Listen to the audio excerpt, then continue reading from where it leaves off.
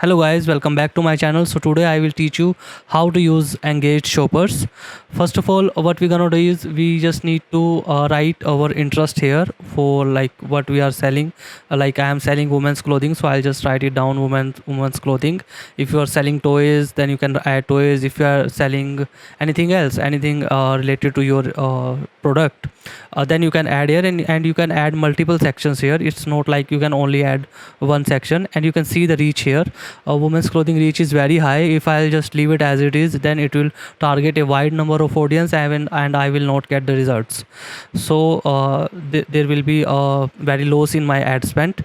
So what I'm gonna do is I'll just click on define audience here, and I'll just make sure that whatever I am targeting above must also match with engaged shoppers. Here I am going to write engaged shoppers. By targeting engaged shoppers, what Facebook will do is Facebook will target only the people who has used their credit or debit cards for Facebook ads in last 30 days.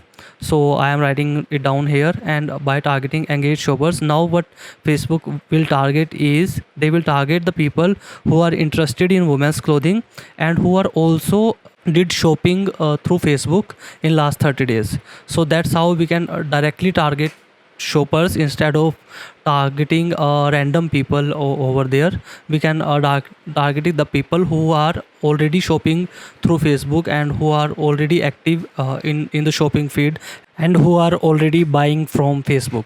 So this is how we can target engaged shoppers. And now you can just save the audience and go to your next tab, that is ads, and create an ad for you. So that's it for today's video. Hope you guys like it. Please click the subscribe button if you guys like it, and see you next time. Bye bye.